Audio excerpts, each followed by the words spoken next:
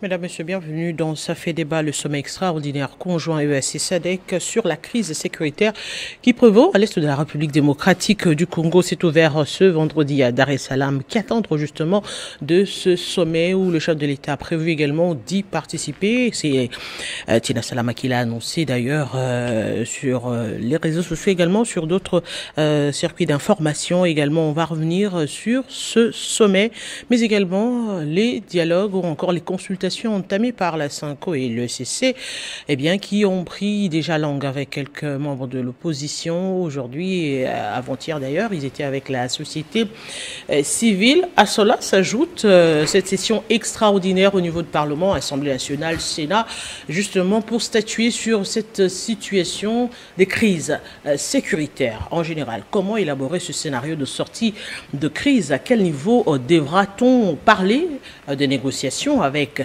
les rebelles M23 AFC? Quel rôle va jouer l'opposition consultée dans ce dialogue? Et qu'est-ce que le chef de l'État n'a-t-il pas déjà dénoncé qu'il va devoir le faire au cours de ce sommet où les chefs d'État ont prévu de s'exprimer samedi? Sur ce plateau, nous avons des invités. Mardochien, c'est le président de la Ligue des jeunes du parti FIDEC, cher à Fifi Masuka Saini. Nous avons également Harold Bellarmé Badibanga, cadre du CNC, Trésor Kalala, secrétaire national en charge de la communication de l'ADDC, également Christian Choukourou, cadre de l'UNC, qui va devoir nous rejoindre ici sur ce plateau. Bienvenue, messieurs. Merci. Merci beaucoup. Alors, on va ouvrir ce débat. Aujourd'hui, on revient encore sur ce sommet qui semble être un espoir, en même temps une illusion pour certains. Comment le chef de l'État, disons, qu'attendre de ce sommet? On commence par Mardochien Sélé. Merci beaucoup, Madame Arlette Boutella. Je salue mes collaborateurs d'aujourd'hui. Je salue aussi ceux qui nous suivent et surtout, je partage les douleurs avec ceux qui souffrent à Goma. Tous les Congolais sont de cœur avec vous. Nous sommes derrière nos forces armées, nous sommes derrière le Ouazalendo. Et par rapport à ces sommets, Madame Arlette, je suis un peu... je suis très résistant. Bon, excusez-moi, je ne suis pas négatif, mais je voudrais vous dire que ça n'a jamais été ce que moi j'attendais. La solution durable. La paix ne viendra pas du sommet de Dar es Salaam, il faut me croire, parce que nous avons autant et autant d'accords que nous avons signés, de paix, de ceci, de cela. Je peux vous en citer, c'est au-delà de centaines. Et ce sommet, dans ces circonstances, ne pourra pas répondre aux attentes de la population face à la situation que traverse notre pays et surtout la province du Nord et Sud Kivu. Aujourd'hui, nous sommes envahis par le rebelle du M23, je veux dire le Rwanda, et sur le sol congolais. Ils nous ont tués. Parce qu'il n'y a pas eu guerre, il y a eu massacre. Il y a eu massacre. Les Rwandais sont venus nous massacrer sur notre sol. Ils sont venus là-bas avec cette étiquette de Nanga qu'on utilise pour essayer de congoliser le mouvement du M23. Mais je voudrais qu'il y ait eu massacre, plus de 5000 morts. Alors, ces sommets, je ne pense pas que nous y allons pour négocier avec le M23 ni avec le Rwanda. Mais nous y allons peut-être pour demander aux parties prenantes que la responsabilité pénale soit établie, que les responsabilités soient établies et que le Rwanda réponde parce qu'il a tué les Congolais sur leur sol. Et la présence de troupes rwandaises ne se justifie pas. Vous avez suivi le porte-parole du gouvernement rwandais qui dit « Nous avons pris des mesures d'envoyer les troupes de notre armée sur le sol congolais aux frontières parce que ce sont des mesures que nous avons prises pour sécuriser nos frontières et sécuriser le peuple rwandais. » Et nous, de l'autre côté, le Congolais, nous sommes menacés, nous sommes envahis par le Rwandais et ils nous tuent, ils imposent une dictature. Aujourd'hui, je vais dire hier, j'étais couvert de honte de voir Nanga venir imposer un certain Rwandais comme gouverneur au Sud Kivu et qui s'exprime en Kinyarwanda, excusez-moi, au Nord Kivu, à Goma, qui s'exprime en Kinyarwanda. Et pendant que la Croix-Rouge est en train de travailler, comment est-ce que le corps qui jusqu'à aujourd'hui sont en train de moisir sous des avenues, sur quelques coins, sur quelques acteurs publics, la Croix-Rouge se débrouille, comment est-ce que ce corps de nos compatriotes doit être enterré? Et qu'est-ce qu'on appelle, quelle est cette guerre-là où il n'y a pas un couloir humanitaire? Il n'y a même pas une voie pour que les innocents soient évacués même vers l'extérieur du pays. Si vous voulez faire la guerre, mais les Congolais sont tués. Et les Congolais sont trahis. Parce que ça, je le dis à go déployé, que le commandement qu'il y avait à Goma, même au sud Kivu, même dans des positions que les Congolais prenaient, ce commandement a abandonné les troupes. Ce commandement, entre guillemets, je ne précise pas, qui doivent être de mèche avec le M23. La planification s'est faite avec les Congolais parce que jusqu'à maintenant, il y a des suspicions qui sont soulevées ici et là dans ce contexte où comment est-ce que Goma est tombé si facilement. Alors, je voudrais vous dire, pour clore, ces sommets ne nous intéressent pas. Moi, personnellement, je ne suis pas intéressé par ces sommets. Et puis, je ne suis pas intéressé par la démarche de l'Église catholique, parce que je n'ai pas confiance à l'Église catholique. Vous pouvez me demander pourquoi. Les positions que prenait le cardinal Lambongo, les positions que prenait l'abbé Chollet, ainsi que toutes les autres églises, leurs corporations, contre le pouvoir en place. Ils le prenaient ça m'inquiétait. Parce que c'était les prélats catholiques. Mais les prélats catholiques, également la société civile qui ne sont pas forcément censés suivre, caresser le pouvoir dans le sens du poil. Le contexte n'est pas assez particulier aujourd'hui. Nous sommes allés, moi je prends d'abord le propos de cardinal Ambongo qui jette des fleurs au leadership de Kagame. Il dit c'est un président, c'est un leader, c'est un ceci. Voilà. Alors, nous avons, voilà, l'Église catholique comme une société civile ne peut pas applaudir ce que le pouvoir fait ou réalise dans le bon sens.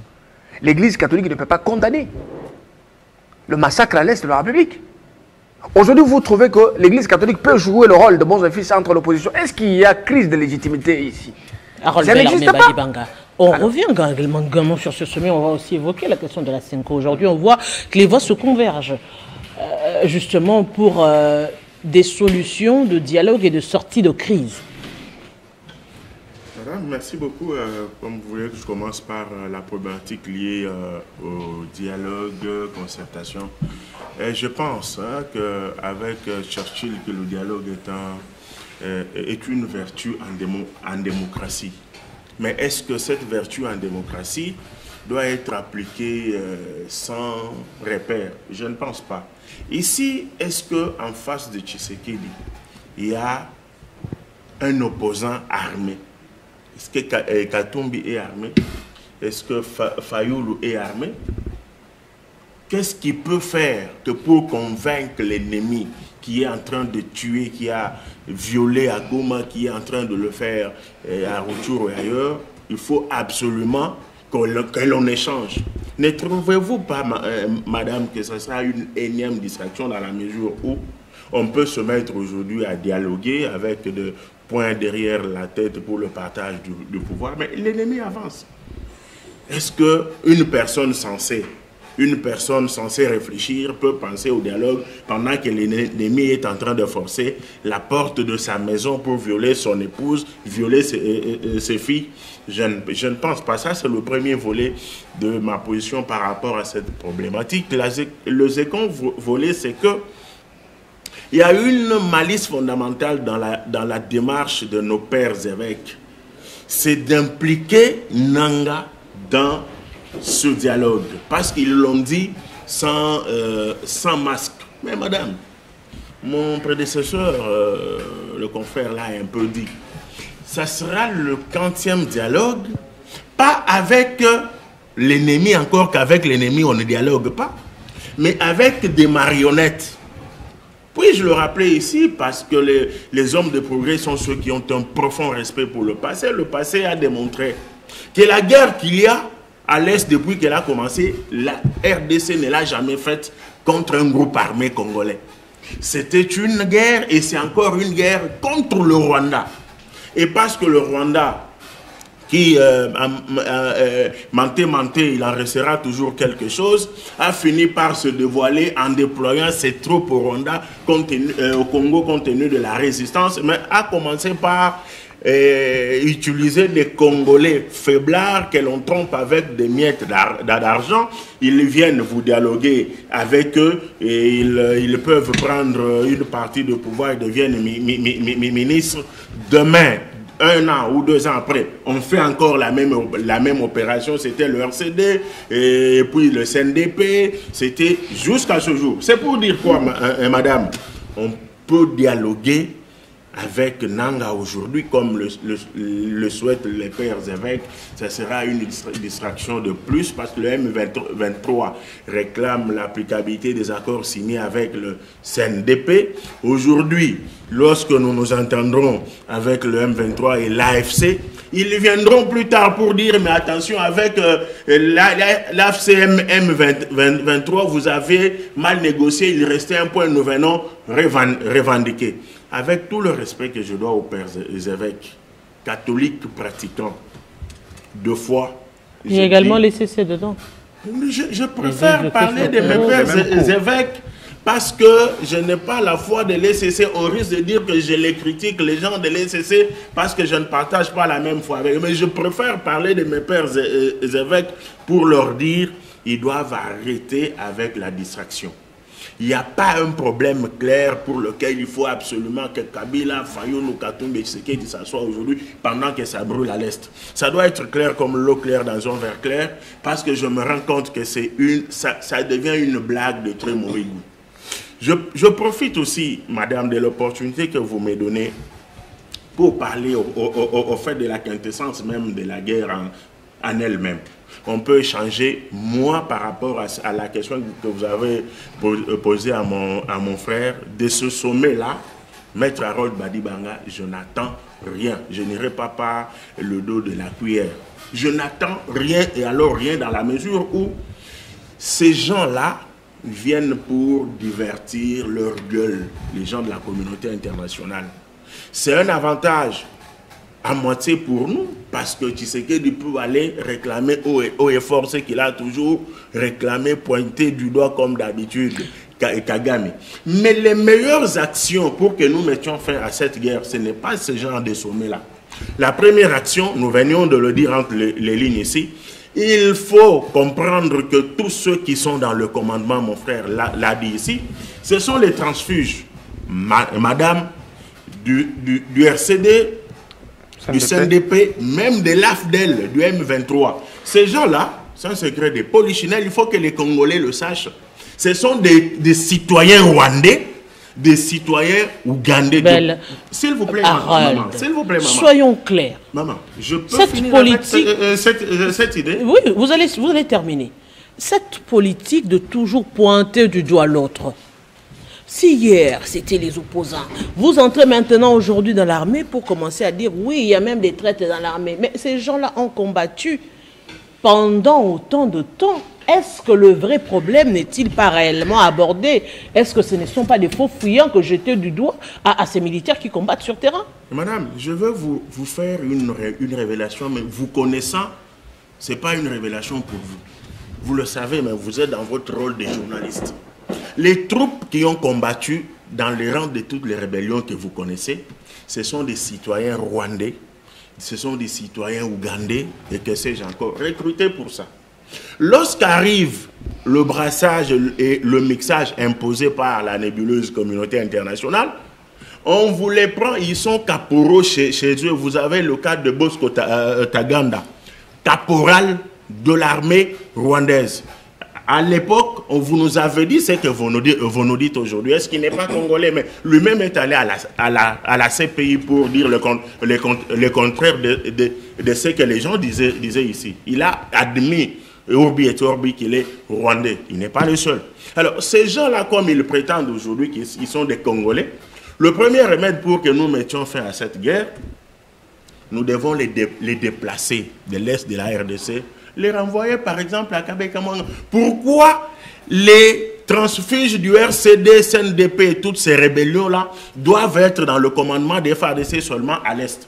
C'est de là que vient la première faiblesse de nos forces armées. Tout ce que vous faites, vous avez vu sur les réseaux, ce n'est pas un montage, un major de l'armée en train d'avaler la carte SIM. Parce qu'on a découvert qu'il était en train de collaborer avec l'ennemi. Ça, c'est le premier remède. Le second remède, madame, je ne voudrais pas être long. Faire des manifestations devant les ambassades, c'est bien bon. Mais pour moi, c'est encore rien. Parce qu'ils se moquent de nous avec ça. Il faut que la République démocratique du Congo prenne le taureau par les cornes en s'attaquant aux intérêts économiques de ces pays-là qui soutiennent la rébellion. Quoi faire? Nous avons les intérêts de la France ici. Nous avons les intérêts de l'Union européenne ici. Nous avons les intérêts des Américains ici. Les Congolais peuvent se dire, nous n'achèterons plus du carburant à la station Total. Votre Canal Plus, c'est une affaire des Français. Nous savons comment Canal Plus s'est comporté lorsque les Congolais étaient en train de dénoncer le génocide à l'est de la RDC dans un match de football. Canal Plus n'a pas pris une seule image d'un supporter de la République démocratique du Congo. Ça, il faudrait le dire. C'est pas par rapport à Canal Plus, c'est par rapport aux règles de jeu. Aux règles du sport, il n'y a pas des messages politiques qui doivent passer au cours des rencontres de football. Ça, ce sont des principes. Madame, et ça fait partie des lois des jeux. Je vous connais très pointu dans le sport, mais là, vous avez tapé à côté. Non. Je vous dis que vous avez tapé à côté. Lorsqu'un peuple réclame le fait qu'il est tué, ça a affaire à quoi avec le sport? Ça a affaire à quoi avec la politique? Ça n'avait rien à voir. Il faut que le Congo regarde bien comment échelonner les sanctions. Du point de vue économique, il y a les banques américaines et françaises ici, dans lesquelles les Congolais ne doivent plus là, vous n'allez pas vous asphyxier davantage. Leurs fonds. C'est pour dire, Monsieur Trésor, madame, dans un mot oui, comme dans un autre, nous, comme vous l'avez vous avez voulu l'insinuer ici, on n'est pas en train de chercher les pouces sur les têtes de fauves, mais ici, nous sommes en train de regarder la réalité en face pour vous montrer qu'autant il y a de problèmes dans d'autres domaines du point de vue militaire. L'origine de l'infiltration, ce sont des groupes armés. Il faut absolument refuser le brassage et le mixage parce que c'est ça le discours que Nanga va amener, qu'on va lui mettre sur la langue par Kagame Batouare. Et c'est clair comme l'eau claire dans un verre clair. Trésor Kialala. Aujourd'hui, réellement, on devrait parler du dialogue. Évoquons le dialogue.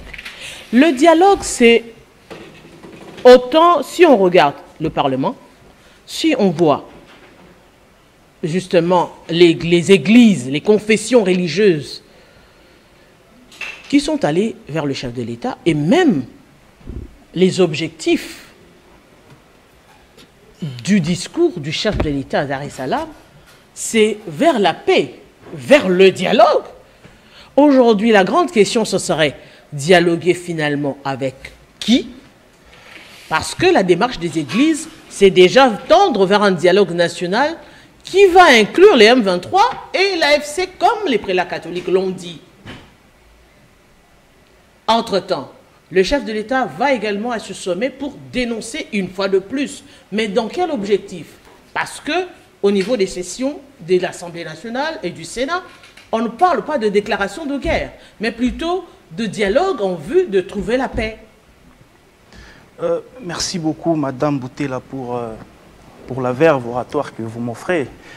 Je profite aussi de l'occasion pour saluer les débatteurs sur ces plateaux et surtout la grande population qui est en train de nous suivre, sans oublier notamment nos FARDC, nos Wazalendo, qui se battent jour et nuit pour retrouver l'intégrité territoriale de notre nation.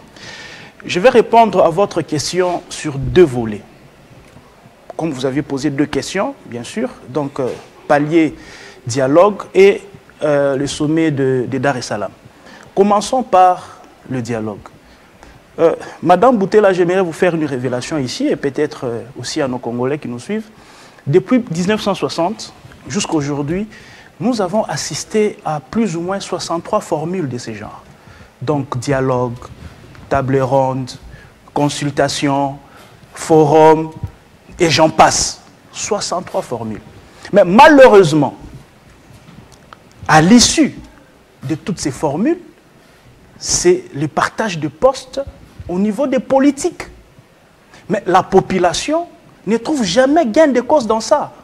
Malheureusement, quand nous allons dans ce genre de formules, en fait, il y a toujours des alibis. Comme là, j'estime que le politique, je parle de l'opposition, qui a fait pression sur le prélat catholique, Et voilà, on veut convaincre aujourd'hui le président de la République qu'il faut nécessairement un dialogue parce qu'il y a guerre dans la partie est de notre pays. N'est-ce pas vous qui avez réclamé la cohésion nationale? N'est-ce pas vous qui avez réclamé qu'il n'est plus le temps de se jeter les pierres? L'opposition majorité doivent parler un même langage. Madame, laissez-moi je vous rencontre.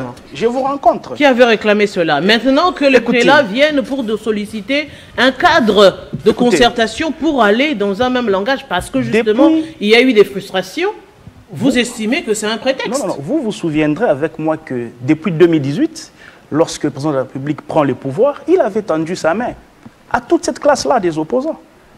Nous sommes allés, même dans la formation de l'Union sacrée, lorsque nous sommes débarrassés de FCC, le président avait encore tendu la main. Mais malheureusement, nombreux d'entre les chantres du dialogue aujourd'hui avaient rejeté cette main, soit disant que c'était une main sale, nous on ne peut pas accepter. Le contexte est différent. Vous comprenez? Alors aujourd'hui, le partage du pouvoir, aujourd'hui c'est la guerre en République démocratique du Congo. C'est deux contextes différents. C'est ça le piège. Dites-moi, on rassemble tous les leaders de l'opposition. Ok, on dialogue, on s'est dit des choses, on conclut. Et après? Mais ces agressions continuent à avancer. Est-ce que parmi ces opposants-là, à l'issue, qui dira, bon maintenant, moi je prends les armes pour aller combattre? Non, madame. L'objectif c'est prendre les armes ou l'objectif... Madame, quand vous m'interrompez, vous change, c'est pas... Vous aurez votre temps de parole. Est-ce que l'objectif c'est justement les armes, prendre les armes, ou plutôt avoir un langage commun et un combat commun qui est la balkanisation, qui est l'occupation par le Rwanda? C'est ça le vrai débat aujourd'hui, qui est transformé en un débat politique ou encore économique. Madame Boutella, on peut bien s'entendre à l'interne. Cohésion nationale, c'est très bien.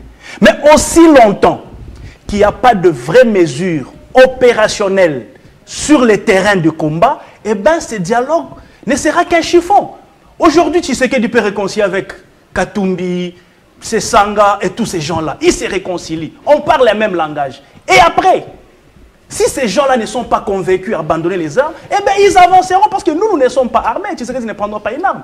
Tous ceux-là qui chantent aujourd'hui les dialogues ne prendront pas des armes. Et ce qui est pire dans ça, et je crois que ça énerve même le Congolais, comment expliquer que ceux-là qui sont en train de mener un lobbying aujourd'hui pour les dialogues puissent vouloir intégrer même ceux-là qui ont pris les armes contre leurs compatriotes? C'est ça le dialogue. Ah non, mais écoutez, ici on ne doit pas encourager ces faits-là que aujourd'hui je suis frustré, demain je dois aller prendre les armes pour trouver une place à la table des négociations et qu'après qu'on me donne même une partie du gâteau dans le pays que je dois gérer. Nous devons décourager ça. Cette formule de dialogue est une mauvaise pédagogie pour les générations futures. Parce qu'aujourd'hui, il y aura plusieurs jurisprudences qu'au Congo, si tu veux accéder à la gestion de la chose publique de manière démocratique, tu n'y arrives pas, il faut aller toucher les armes pour y accéder. C'est ça la pédagogie de ces dialogues. Et moi, je m'oppose, je dis ici, il faut mettre le moyen dans l'armée, il faut renforcer nos troupes, il faut nous battre. Moi, je ne veux pas ici que l'on puisse récupérer ce que l'ennemi nous a pris de force et que nous, on le récupère par un dialogue ou par une négociation. Ça serait une faiblesse. Je préfère vivre debout avec honneur que mourir à genoux. Non, je préfère vivre debout avec honneur que mourir à genoux. Donc, nous devons nous battre, quel qu'en soit le prix, nous devons nous battre pour retrouver notre intégrité territoriale. Je finis par votre dernier palier. Oui. Le sommet de Dar es Salaam. Mais aujourd'hui, les masques sont tombés. Parce que depuis la nuit des temps, on nous a toujours fait comprendre que ce qui se passe à l'Est, c'est une rébellion. Mais aujourd'hui, avec la diplomatie très agissante, il est prouvé à la face du monde que ce qui se passe à l'Est, ce n'est pas une rébellion, mais c'est plutôt une agression. Et j'interdis aux Congolais de parler de la rébellion, ce qui se passe à l'Est. Il n'y a pas de rébellion, il y a agression parce qu'il y a une différence. La rébellion, c'est lorsque le fils d'une nation ou d'un pays se rébelle contre les régimes légalement établis. Le pouvoir est légalement établi. Mais une agression, c'est lorsque une armée étrangère franchit les frontières de notre État souverain. Et là, ça devient une agression et c'est ce que nous sommes en train de vivre en République démocratique du Congo et ça fait même recours au droit international. Donc la session ordinaire devrait tabler sur l'état de guerre. Mais ici, ils vont tabler. Quelle session extraordinaire? Le Parlement Sénat. Bon, je ne veux pas trop entrer là-bas, parce que la question est à Dar es Salaam. J'avais déjà sauté cette... Non, parce qu'ils sont également consultés. En principe, c'était pour se proposer soit le dialogue ou encore déclarer l'état de guerre. Vous savez que jusque maintenant, effectivement, le Congo n'a jamais été en guerre contre le Rwanda. C'est le Rwanda jusque-là qui agresse la République démocratique du Congo. Et la République démocratique du Congo se bat sur son sol. Nous n'avons jamais attaqué le Rwanda. Nos soldats n'ont jamais franchi les frontières du Rwanda. Mais je crois qu'à la longue, ça doit être une option. Parce qu'aujourd'hui, tout est prouvé. À la longue, quand? Tout est attesté. Vous parlez comme si c'était un futur. Le président de l'Assemblée nationale l'a dit. Le temps n'est pas en faveur de la République démocratique. Lorsque je parle à la longue. Quand vous dites à la longue, il y a eu la session. Ils se sont réunis. Ils ont opté pour le dialogue. S'il vous plaît, quand je parle de à la longue, ça peut être demain, ça peut être après-demain. Ce n'est pas tout de suite dans cette émission. Ça peut être l'heure qui suit cette émission. Donc, ici, je dis, pour conclure, aujourd'hui, les masques sont tombés, c'est une agression. Malheureusement, le monde entier est taciturne par rapport à ce qui se passe. Et c'est là que je reviens. La dernière option pour mettre fin à cette histoire, nous devons attaquer le Rwanda en nuisant du principe de la réciprocité des États en cas d'agression. Donc, si les États-Unis, plutôt l'Union européenne, les États-Unis, bref, la communauté internationale ne donne pas gain de cause à ce qui se passe à l'est de la République démocratique du Congo, nous devons nous prendre en charge, quel que soit le prix, d'attaquer directement le Rwanda parce qu'il a été attesté, et même par les experts des Nations Unies, que l'armée rwandaise a déjà franchi les frontières de la République démocratique du Congo. Donc, si tout ne tient pas, il faut attaquer directement le Rwanda pour qu'enfin nous puissions en finir une bonne fois pour toutes. Monsieur Choukourou, depuis qu'on a commencé à dire que la communauté internationale est contre nous, dans tous les sommets, c'est ce qui se dit, c'est ce qui a été vérifié. Oui, il dénonce, mais il n'y a pas de sanctions.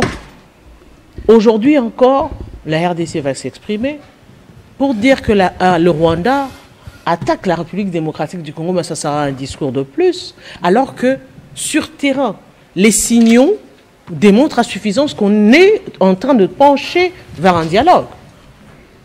Madame, les États, aujourd'hui, les relations internationales sont guidées par l'aspect important que nous semblons négliger dans ces pays. Ce sont les rapports de force. Vous savez qu'en Ouganda, ils font face à la LRA, qu'ils qualifient de terroristes. Ils préfèrent venir les suivre sur notre sol. Ils ne négocient pas avec eux. Lorsque vous allez au Soudan du Sud, vous avez un mouvement rebelle qui s'appelle NAS, qui est là. C'est-à-dire dans toute la région des Grands Lacs. J'ajoute le FDLR. Le FDLR. Kagame n'a jamais négocié avec eux. C'est là où je vais fustiger le fait que 30 années du même scénario, que nous n'ayons pris des leçons. Le Rwanda entre toujours pas le borne 11, 13, 14. Nous l'avions dit. Qu'est-ce qu'on a fait de ces entrées-là? Pour que Goma tombe, il eût fallu que le Rwanda empêche tout mouvement dans l'air. Nous avons un ministre de la Défense dans ces pays. Nous avons un ministre de nouvelles technologies. Nous avons l'ANR. Nous avons. Parce que ce qui a fait tomber Goma, c'est le fait qu'on n'ait pas été à mesure d'utiliser notre flotte aérienne. Comment en sommes-nous arrivés là? C'est là la question. Depuis 96 mois qu'à Goma tombe, à 96, je suis à Goma. AFDEL. Quand le RCD entre à Goma, les deux autres, je suis à Goma. Même scénario. Mais vous avez des ministres qui quittent chez eux chaque matin en dérangeant les gens avec des gyrophares. Vous allez faire quoi, oui? Mais justement parce que le problème il n'est pas abordé autrement. Aujourd'hui, le vrai problème, disons-le, le problème de la République démocratique du Congo, c'est cette problématique de la balkanisation dont a évoqué Lumumba en son temps. Le plan est déjà tracé. Nous Mais savons. de Lumumba à aujourd'hui, quels sont les mécanismes pris pour justement permettre à la République démocratique le du Congo M23 de prendre en compte cette question? pas. Nous avons le Rwanda en face. Il faut aller aussi plus loin que le Rwanda, un petit pays qui n'a pas la dimension même du Nord Kivu, ma province, ne peut pas nous attaquer. Derrière le Rwanda, il y a des gens qu'on connaît. Nous avons un gouvernement. Nous savons ce qui font la force de Kagame. Depuis tous ces temps, mais devrions-nous faire un calcul en disant, plus nous laissons Kagame nous monter sur la tête, nous perdons autant, mais si nous allons vers ces gens 1, 2, 3, voici ce que nous pouvons faire et sauvegarder, sauver des vies humaines. Et nous éviter surtout cette humiliation, parce que nous sommes humiliés. Et aujourd'hui, il n'y a pas d'autre option. Devant ces tableaux, c'est un dialogue. Et ce dialogue suppose c'est une capitulation. C'est une capitulation. Nous sommes entre, comme il dit évidemment, je ne suis pas, en tout cas, dans la position qu'il prend, de mourir arme à la main, debout. Oui, oui, oui. Mais regardez des vies humaines, des camps de déplacés. On a vu le Rwanda bombarder des camps de déplacés. Et la prison. La prison, c'est horrible. Nos militaires blessés, on est venu, quelqu'un est blessé, on vient, on l'achève sur les champs. Et la communauté internationale, bouche bée, allez-y comprendre quelque chose. Mais M. Chokoro, n'est-ce pas que les avertis ont dénoncé cela, que la communauté internationale n'agira pas?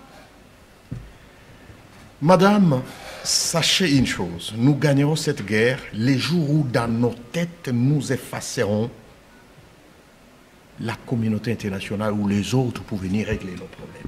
C'est ce jour-là que nous gagnerons le Rwanda. Aujourd'hui, il faut des stratégies pour aller vers ce qui font la force du Rwanda. Vous imaginez, madame, aujourd'hui que le Rwanda ne va pas vendre ce qu'il a chez lui. Il va vers ces gens à leur montrer le minerai du Kivu. Mais le minerai, c'est nous, le gouvernement, qui gérons ces provinces, qui gérons ces entités. Mais pourquoi ne pas mettre en place une stratégie coordonnée où vous avez seul l'amour de la patrie qui vous guide, pas vos ventres? Voilà la chose qui nous a tués. Aujourd'hui, on nous dit même que même l'entourage du président est inféodé par ces mêmes forces du mal. Si nous signons ces accords, c'est pour encore une fois venir inféoder nos institutions. Ça veut dire que même le peu d'efforts qui sont en train d'être consentis pour la montée en puissance de nos forces armées, ce serait signer l'arrêt des morts de ces efforts-là, pour ces efforts-là. Madame, Makenga a combattu en 90 au Rwanda. C'est un Rwandais. Makenga a été dans les RCD. Lors de la réunification, on a fait appel à elle pour venir à Kinshasa parce que il fallait reconnaître leurs grades, il fallait les amnistier. En plus, il a refusé. Laurent Kunda a refusé. Laurent Kunda, après les RCD, a été envoyé avec le fameux CNDP que vous savez. Laurent Kunda, après, est rentré au Rwanda. C'est lui qui l'a créé, son géniteur. Après Laurent Kunda, on nous envoie Makenga. Cela veut dire que on nous amène dans une spirale, dans une situation où, à un moment donné, avec des accords, avec l'affaiblissement davantage de l'autorité de l'État, on risquerait de nous amener vers la balkanisation. Et aujourd'hui, ça s'est dit, ça ne se cache pas. J'ai je suis rempli de la colère. Quand je vois un citoyen canadien d'origine rwandaise être placé comme gouverneur, vice-gouverneur dans ma province, c'est plus qu'une injure. Voilà là où nous en sommes. Si, madame, il y a dialogue, je crois qu'il y a des questions qu'il faut placer, qu'il faut circonscrire autour de ces dialogues. C'est autant de questions que je viens de poser sur votre plateau de télévision. Parlons du sommet SADC et EAC. Je pourrais même demander au président de ne pas perdre le temps d'y aller. Il n'y aura rien, certes. Mais ce qu'il faut savoir aussi, c'est que Kagame s'est fait parrainer par l'EAC. Aujourd'hui, j'ai dit, lors de mon dernier passage ici, que nous allons vers une guerre régionale. Exactement. C'est EAC contre SADC. Je crois que c'est un sommet qui devrait aider les uns et les autres à faire comprendre les autres de ces dangers. Parce que nous avons quelques États de la SADC qui sont avec nous. Kagame a réussi à emballer dans son escroquerie, dans ses visées expansionnistes, génocidaires ensuite. Il a réussi à embrigader tous ces gens parce que, je le disais, ici il s'agit de l'Empire Ima qui veut s'imposer dans la région des Grands Lacs. Et regardez tous ceux qui sont avec Kagame. Regardez. Mais, Mardochée Célèbre, Oui. si on évoque toutes ces questions, c'est parce que justement, cette agression a avancé. Bien sûr, Madame Boutella, l'agression a avancé. Mais je voudrais rester droit dans mes bottes, vous signifier ma position, et je m'adresse directement au président public Félix Antoine Tshisekedi Tshilombo. Je prends un exemple. Hier, je pense hier où Nanga a menacé la population de Goma de participer à son meeting. Parce qu'il y a eu des communiqués qui ont circulé que celui qui va rester à la maison ou celui qui oserait ouvrir sa boutique va subir la colère de l'armée rwandaise sur place à Goma. Mais pendant que Nanga cherchait à humilier le président Tshisekedi, la population a répondu. Vous avez suivi les réactions de la population partout sur les réseaux sociaux. Mais je reste dans le contexte du problème. Je ne veux pas aller dans l'histoire. Nous avons l'armée rwandaise à Goma. Kinyarwanda, les gens parlent Kinyarwanda à Goma. Les Rwandais sont proclamés gouverneurs, vice-gouverneurs et bourgmestres. Et de l'autre côté, la ville de Bukavu est menacée. La ville de Bukavu est menacée par le 1-23. Donc ils cherchent à tout prix comment verrouiller tous les issues pouvant permettre au gouvernement de ravitailler les troupes, organisation de troupes, ainsi de suite. Mais c'est ce que M. Chokour Très bien, vient de je suis dire. en train C'est une d'avancer. manière d'asphyxier, justement. Bien sûr. Laisse-moi finir parce que c'est très important. La population congolaise, de partout, du Grand Kassai, du Grand Katanga, du Grand Équateur, de partout, ne veulent pas entendre parler du dialogue, ne veulent pas entendre parler d'un certain sommet et que sais-je encore. Nous sommes un pays souverain. Nous ne sommes pas des femmes, nous n'avons pas de femmes dans l'armée, nous avons des hommes formés à combattre. Ils ont fait preuve de bravoure, ils ont résisté sans commandement pendant plus de 4 jours, empêchant l'ennemi à ne pas prendre possession de l'aéroport. Et ils sont partis se rendre. Vous allez là-bas dans les enclos de la MONUSCO, vous allez trouver beaucoup de militaires congolais qui se sont rendus. Mais ce n'est pas l'armement qui manquait. Ce n'est pas les troupes, ce n'est pas l'engagement, ce n'est pas la détermination de pouvoir défendre ses frontières, de ne pas protéger les civils. Mais nous avons un commandement infiltré par le Rwandais. Les Rwandais qui sont sortis des clauses de 2013, 2009, excusez-moi, c'est très important. Monsieur Et ce sont ces mêmes personnes, excusez-moi madame. Monsieur Mardochée, pointer du doigt c'est bien, oui. Mais ça ne veut pas dire que c'est l'armée tout entière qui Non, est non, non, inféodée. s'il vous plaît. Ça veut dire qu'il y Madame, a aussi des éléments. nous pouvons avoir 150 000 hommes à Goma. Nous pouvons avoir l'armement. nous pouvons avoir la flotte aérienne. Mais si vous avez un mauvais commandement, vous allez échouer. Vous allez échouer, on va vous donner de mauvais commandements, on va vous tendre des pieds et vous allez mourir comme des insectes. Mais on venait de changer Ce ici, qui est important. un arrêté sur la chaîne nationale où on avait changé les postes de commandement au sein de l'armée. Dans l'armée, les processus de la réforme, les processus sont en cours. Mais laissez-moi vous dire que nous ne pouvons jamais remettre en cause les capacités de nos forces RDC et le Ouazalais engagés au front. Mais justement, la solution serait quoi? La solution est celle-ci. Au-delà du dialogue, la solution actuellement, c'est quoi? Nous ne voulons pas encore enregistrer une énième humiliation. Nous sommes déjà humiliés. Mais la position qui favorise, qui donne encore beaucoup plus de courage aux Congolais, c'est la ferme position du président public qui n'est pas négocier avec le diable. C'est d'utiliser les armes et réorganiser nos troupes. Vous comprenez? Même s'il faut aller acheter, n'est-ce pas, d'autres compétences qui nous manquent ailleurs, nous sommes capables de le faire parce que nous avons intérêt à protéger nos frontières. Nous devons nous imposer en tant qu'un pays souverain.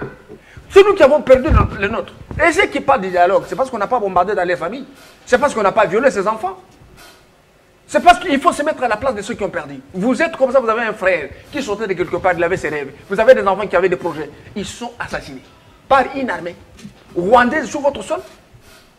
Et quelqu'un vous dit, voilà, nous allons négocier. L'unité nationale existe. Quand vous avez vu la population sortir à Kisangani partout pour manifester et condamner l'agression rwandaise, vous savez que c'est un politicien qui a lancé un appel. C'est spontané. C'est pour vous dire que c'est difficile de diviser ce pays. L'unité nationale, nous sommes dans un système démocratique. Nous avons la majorité au pouvoir, nous avons l'opposition. C'est normal que nous ne partagions pas le même point de vue sur le plan de la gestion de la République. L'opposition est légitime et reconnue par la Constitution. Et si Fayou est contre Tshisekedi sur le plan de sa gestion, c'est normal. Si Katumbi, la même chose, c'est normal. Vous comprenez? Et si aujourd'hui les catholiques peuvent avoir un alibi de dire, voilà, on doit avoir un dialogue à la base. Et dialogue à quel soubassement? Il n'y a pas de crise de légitimité. Il y a trois conditions, trois attributs qui président l'existence du pouvoir. Parmi ces trois attributs, la légitimité sociopolitique, c'est un élément très important. La population des Goma, en souffrance, d'électricité, de l'eau, ainsi de suite, mais continue à soutenir les positions du président. Ce n'est pas parce que le président leur donne de l'argent, mais c'est parce que le président prend des positions qui vont dans le sens plus favorable pour que la paix durable s'impose à l'Est de la République. Pour le moment, oui, nous n'avons pas besoin que notre président aille à Dar es Salaam. C'est une distraction. Le président va s'asseoir en face de Kagame après avoir fait toutes les bêtises qu'il a fait à l'Est de la République. Le président va accepter de se mettre avec tous les hypocrites de l'opposant qui recourent autrefois au Rwanda. Et nous ne voulons pas de ça. Nous voulons que le chef de l'État fasse confiance à son peuple, qu'il fasse confiance à son armée. N'est-ce pas? Qu'on réorganise le tout et qu'on récupère nos terres, qu'on récupère la vie de Goma. Et maintenant, on peut penser, négocier pour l'établissement des responsabilités pénales, ainsi de suite. Parce que moi, en dehors de ça, je pense que c'est mettre le chef de l'État en danger, surtout en ce qui concerne sa légitimité. Quand vous conseillez le président à aller négocier, pendant que l'opinion pense autre chose, il faut être très malin. Monsieur Harold Bellarmé-Badibanga, quelle sera finalement l'issue de cette situation? Nous n'aurons pas plusieurs mots que vous dire en vous regardant dans les yeux, madame. La seule option que le Congo, mon pays, a, c'est la guerre. La guerre, parce que quelqu'un, Feu Maréchal Mobutu Sese Seko a dit, on ne peut pas récupérer ce qu'on a gagné ou ce qu'on a perdu dans la guerre par le dialogue. Mzee Laurent Désiré Kabila disait lorsqu'il s'attaquait à Mobutu à travers l'AFDEL que vous ne pouvez pas être en face de quelqu'un armé jusqu'aux dents et vous avancez contre lui avec les verbes. C'est la situation dans laquelle nous nous retrouvons maintenant. Et le dialogue dont il est question, vous avez suivi tous mes compatriotes. M. Choukour, mon frère, l'a ajouté encore une dose très très importante. C'est comme si, lorsque je parlais de la nature réelle du RCD, CNDP consort, il était déjà là alors qu'il n'était pas là. Le CNDP n'a jamais existé, le RCD n'a jamais existé. Le M23 encore moins. La marionnette de Nanga subira le sort de Makenga, de Ngoma et des autres. Ce sont des coquilles vides. Aujourd'hui, nous avons affaire à une république belliqueuse, criminelle, de Kagame, qui nous attaque, mais qui n'est qu'un arbre qui cache la forêt. C'est comme ça qu'il faut avoir le courage de pointer du doigt la communauté internationale, l'Union européenne particulièrement, qui a signé un accord avec le Rwanda pour des matières premières dont même les fœtus savent que ces matières ne sont pas sur dans le sous-sol rwandais. Il faut avoir le courage de doiter les Américains et les Britanniques, raison pour laquelle je me demande si ce gouvernement a des gens. Vous voyez ce qui a été fait, parce que je parlais des actions économiques ici. Vous voyez ce qui a été fait, la plainte déposée contre Apple au niveau de la Cour. C'est ça les actions qu'il faut entreprendre à la suite des autres pour faire comprendre que l'Union européenne est responsable, les Américains sont responsables, parce que la guerre qu'il y a là-bas, c'est une guerre des minéraux, une guerre économique.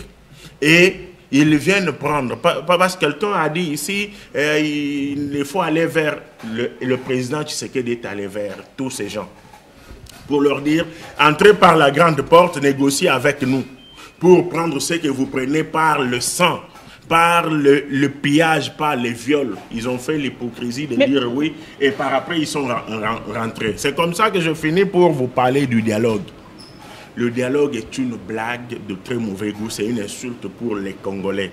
Pour que Félix Antoine Tshisekedi parle avec Katumbi, Fayulu, Kabila, est-ce qu'il faut absolument un dialogue?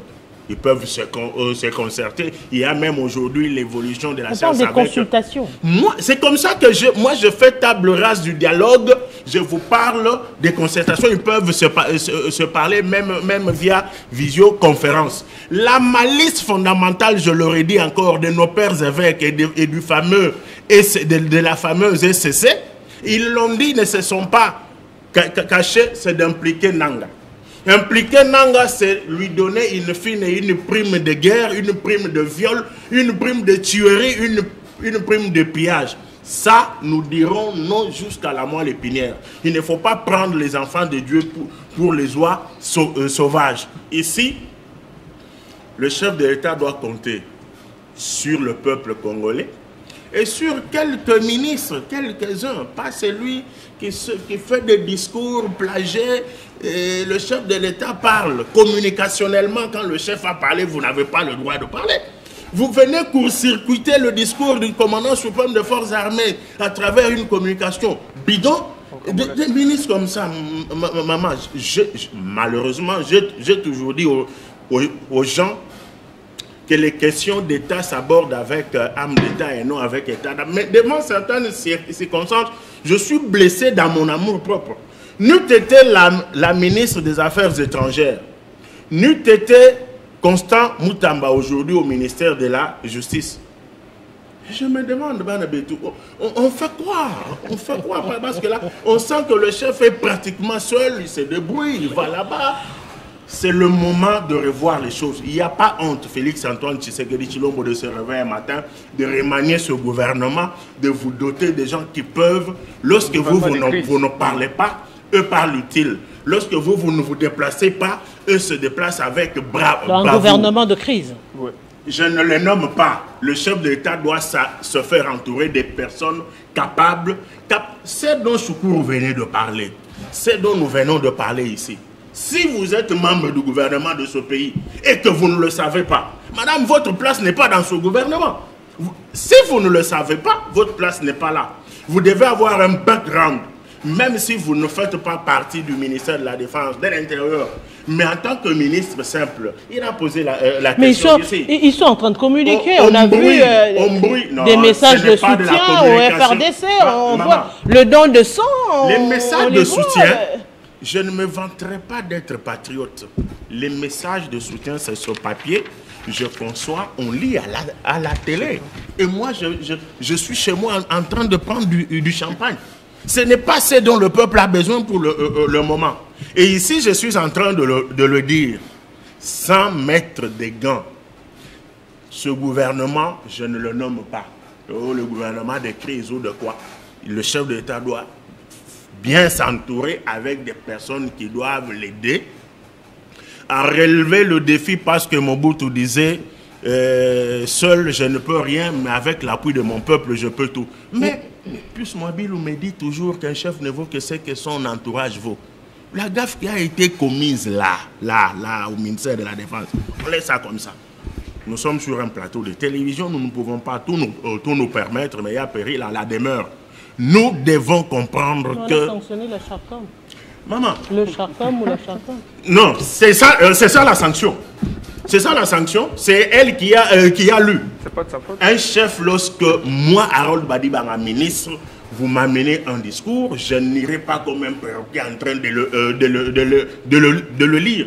Je dois le pénétrer, je dois me l'approprier. Et celui qui le lit, c'est moi, c'est pas celui qui me l'a élaboré. Aujourd'hui, on ne voit pas la Charcom, je suis désolé. Et puis il sanctionne la chargée de communication, on laisse les directeurs des cabinets. C'est quoi ça? C'est un discours du ministre. Ici, hein, ah non. Je finis par là. Le sang a coulé. Le sang coule. Oui. Que nos pères évêques arrêtent avec des bêtises. Que les membres du gouvernement qui sont distraits aillent se faire voir. Que le chef de l'État lui-même prenne ses responsabilités. Parce que, ne blaguons pas, c'est lui seul qui a été élu.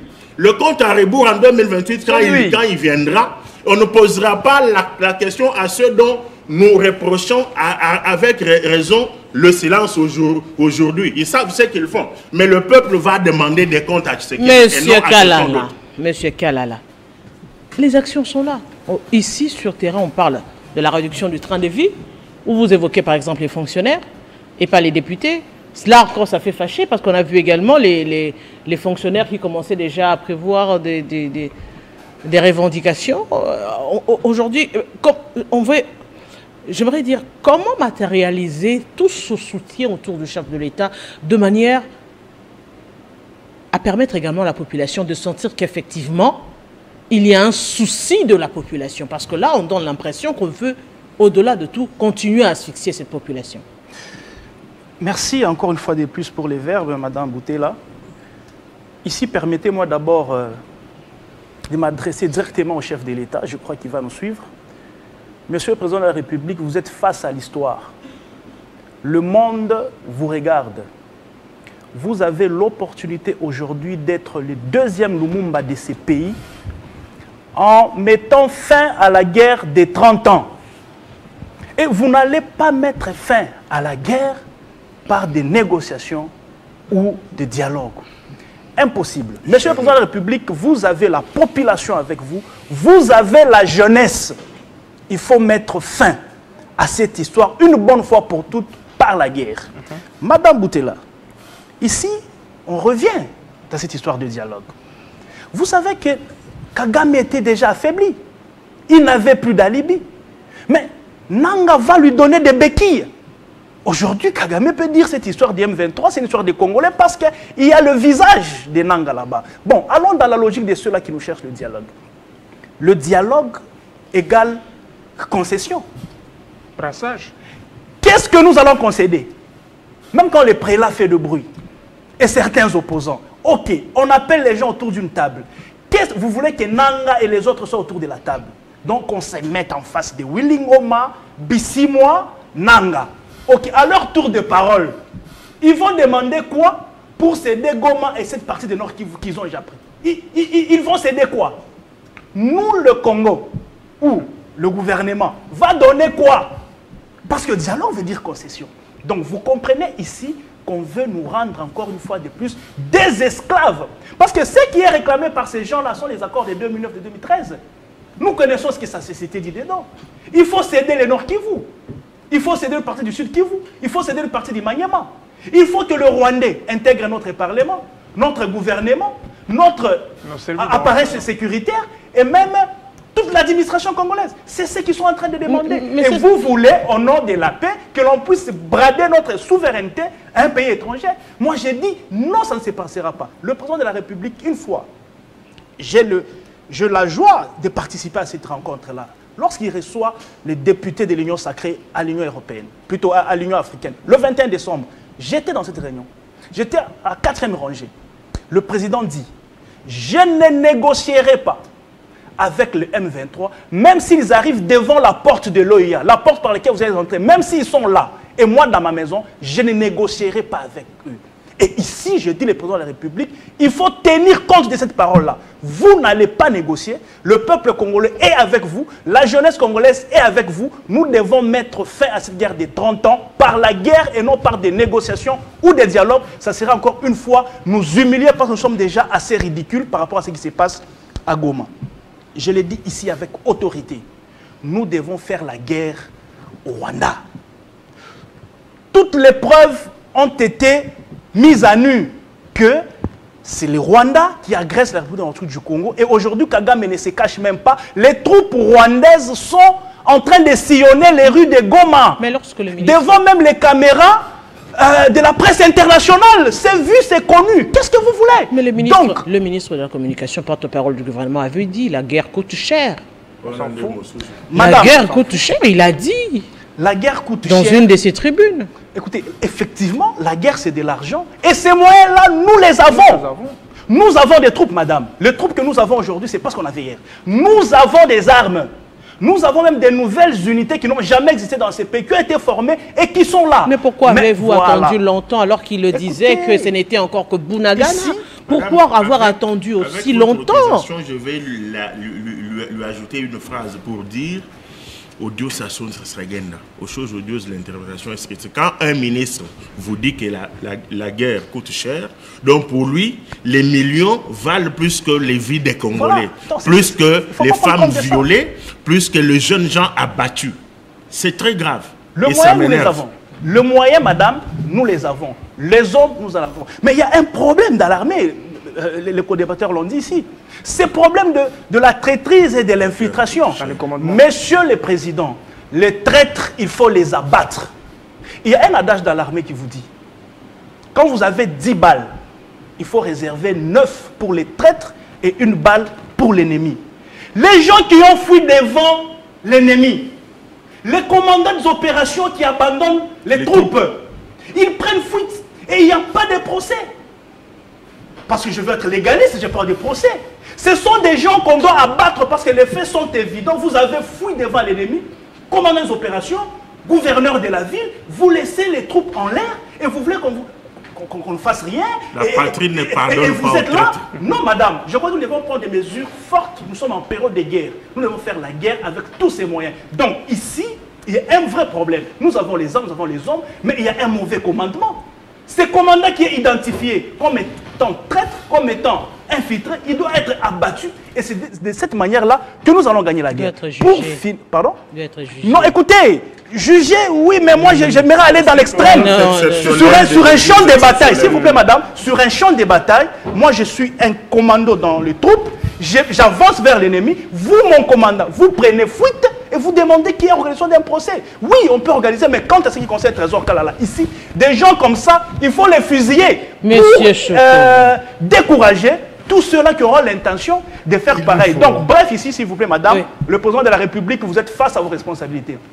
Ne dialoguez pas, ça serait une humiliation pour vous d'abord, et aussi pour le peuple congolais, et surtout pour la jeunesse qui vous suit. Pas de dialogue, prenons les armes, battons-nous, envahissons le Rwanda et les après. Monsieur Chokoro, Monsieur Chokoro, vous l'avez dit ici, le dialogue aussi c'est l'une des options.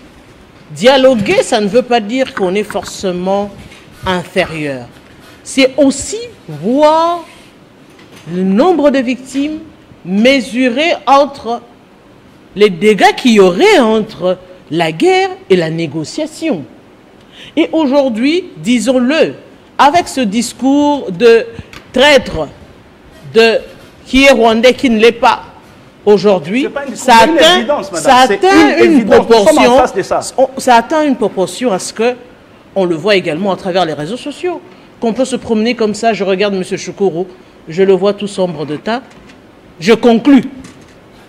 Je le vois avec un nez un tout petit peu allongé, c'est conclu. Alors que l'État également devrait, en ce moment-ci, protéger les populations et surveiller sur ces rumeurs qui se racontent, parce qu'on le voit également que des gens comme ça sont amenés parce que X, Y estiment qu'on le voit suspect.